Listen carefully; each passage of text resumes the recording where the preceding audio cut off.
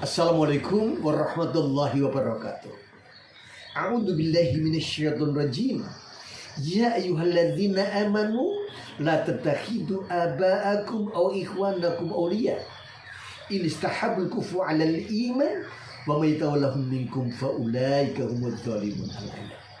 Sahabat-sahabatku yang berbahagia, insyaallah besok tanggal 14 Februari tahun 2024 kita akan memilih presiden dan wakil presiden. Saya harapkan semuanya aktif, jangan sampai golput. Kita berharap kita akan mendapatkan pahala, ridho Allah Subhanahu wa taala, dan mendapatkan presiden yang berkualitas, yang diridhoi Allah Subhanahu wa taala, dan mendatangkan kemajuan bangsa. Yang terjadi selama ini banyak warga negara yang gagal dalam memilih pemimpin karena tidak menggunakan petunjuk dari Allah Subhanahu wa taala dan bimbingan baginda Rasulullah Muhammad sallallahu alaihi wasallam. Mereka banyak mengandalkan persangkaan.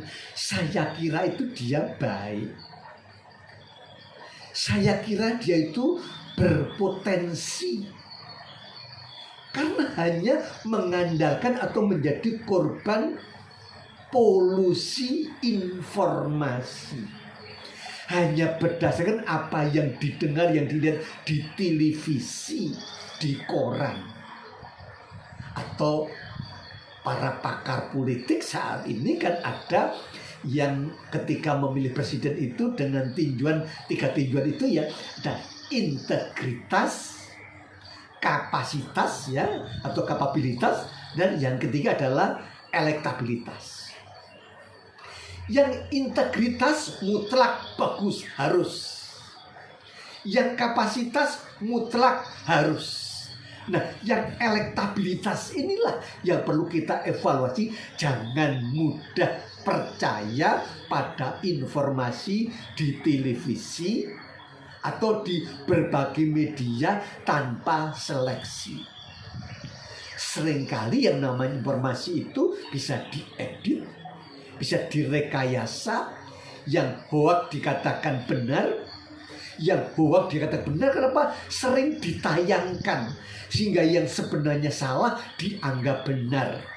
Sehingga dalam memilih pemimpin hanya berdasarkan persangkaan, hasil apa yang ia dengar, dilihat di televisi.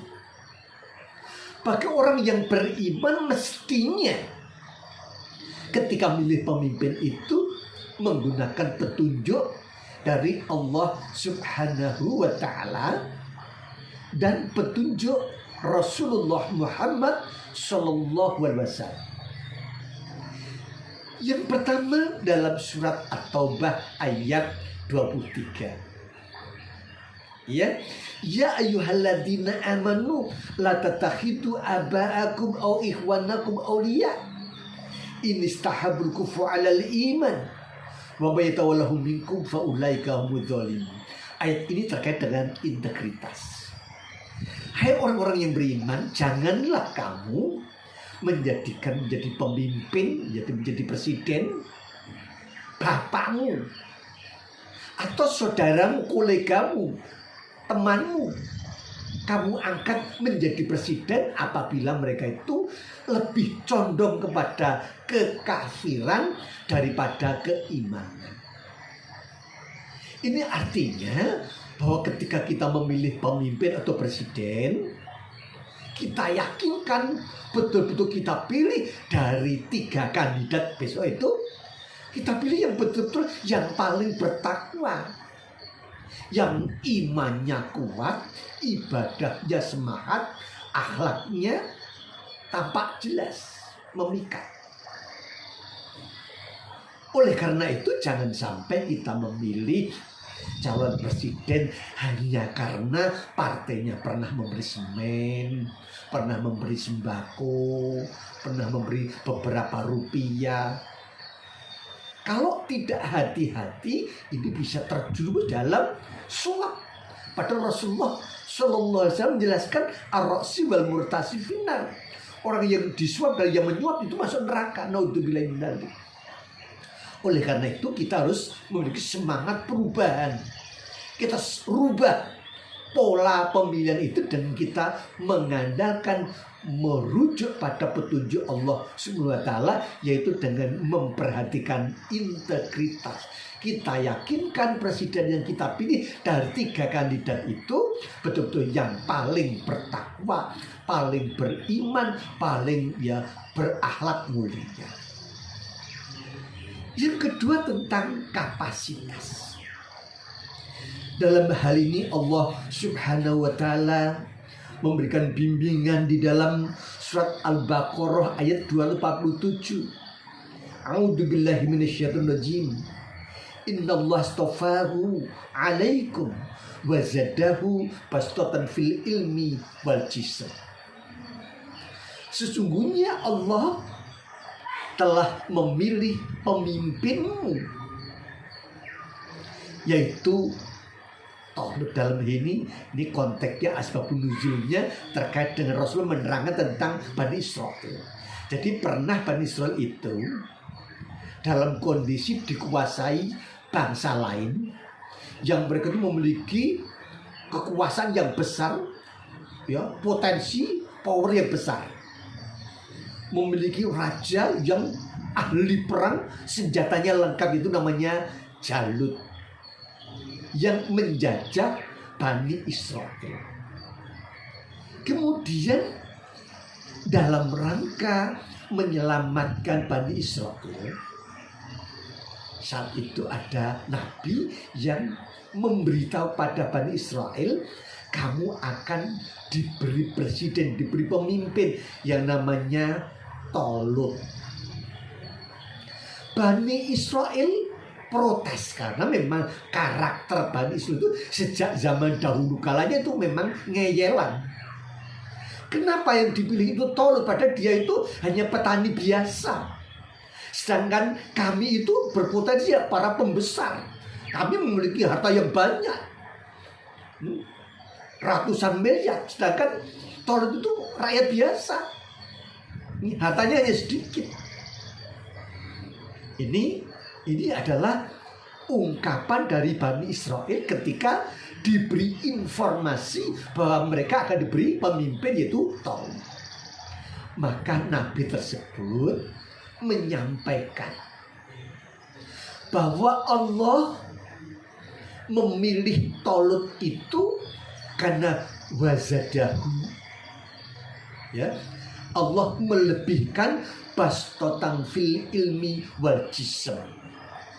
Talut itu walaupun petani, artinya rakyat biasa yang rezekinya atau kekayaannya sedikit, tetapi memiliki keunggulan yaitu ilmunya luas atau cerdas, wawasannya luas, banyak gagasan-gagasan untuk memajukan bangsa, dan jism wal jism, dan jasmani yang kuat, karena akan melawan Jalut, seorang yang tinggi besar, lincah, dan memiliki senjata yang ampuh. Oleh karena itu Allah Subhanahu wa taala, zat yang maha bijaksana, memilih mengutus Talut untuk menjadi pemimpin Bani Israel. Kemudian dipilihlah Talut menjadi pemimpin. Konteks Indonesia sekarang adalah presiden. Perang melawan Jalut, ternyata pada awalnya Talut kalah karena memang Jalut luar biasa. Kemudian Allah mengirim bantuan, dibantu dengan Daud, yang pada saat itu yang ke depan akan menjadi Nabi Daud, yang saat itu masih remaja. Jadi Talut itu diangkat menjadi pemimpin Bani Israel karena bastatan fil ilmi wal jism, memiliki keunggulan, keluasan ilmu, yang memiliki kecerdasan, ide-idenya, gagasannya luar biasa, dan jasmani yang kuat sehingga dapat mensukseskan tugas-tugasnya sebagai pemimpin. Apalagi di Indonesia itu luas, dari Sabang sampai Merauke, dibutuhkan jasmani yang kuat untuk ya observasi, menengok, ya kontrol rakyatnya dari Sabang sampai Merauke. Oleh karena itu, ini merupakan dalil atau hujah atau petunjuk tentang ya kapabilitas atau kapasitas. Jadi sangat jelas ketika kita akan memilih presiden, menurut petunjuk Allah Subhanahu wa taala kita pilih yaitu yang lebih cerdas, berwawasan luas, kaya dengan gagasan yang baik untuk memajukan bangsa, dan dia yang jasmaninya kuat, masih lincah. Jangan sampai bangsa Indonesia itu sudah ya sangat banyak ya ratusan juta, tapi milih pemimpin, memilih presiden yang sudah lansia, yang berjalan saja sulit.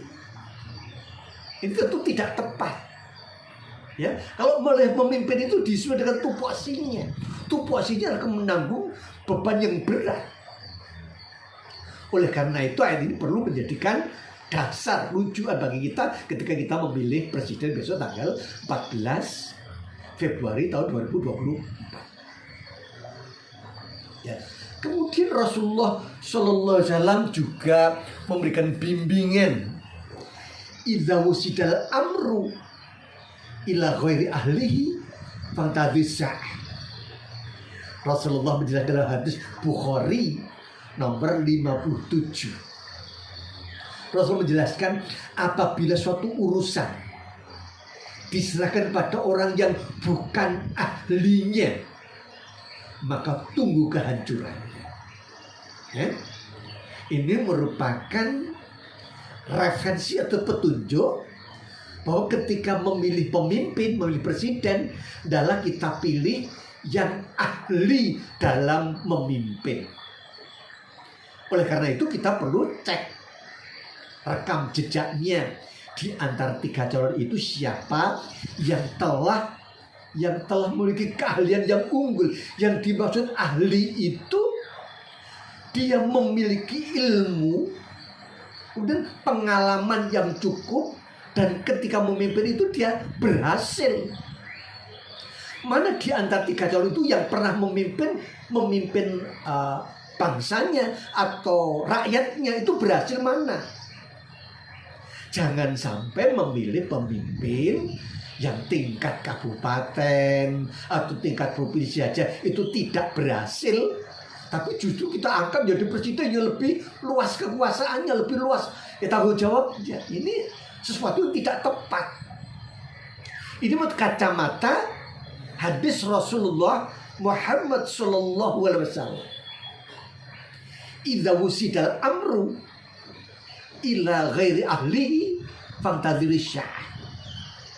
Apabila suatu urusan itu diserahkan, dipercaya pada orang yang tidak ahlinya, tunggu kehancurannya. Dan itu sudah dapat kita lihat selama ini. Sudah kita lihat dengan mata kepala kita sendiri. Di banyak negara, ketika pemimpinnya itu tidak ahli, misalnya kompetensinya atau ijazahnya diragukan validitasnya, ya, bukankah ketika ada calon pemimpin presiden itu ada yang katakanlah S1,